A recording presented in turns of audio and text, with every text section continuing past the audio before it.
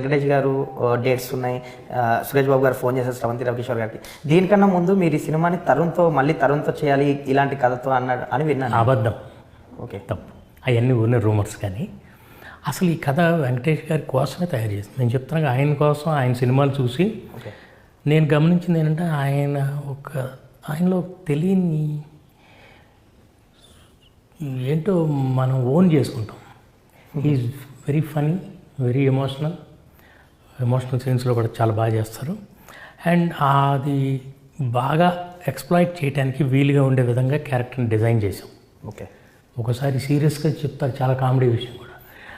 అంటే IAS, IPS, Prakash Raj గారు చూడగానే అలాంటివి కాకుండా మామూలు ఏదన్నా ఇలాంటి పెర్ఫార్మెన్స్ అంతా ఆయన చాలా బాగా చేస్తారు. అలాంటివి అవి చూసి ఇలా ఉండాలి ఓకే సినిమా అంతా.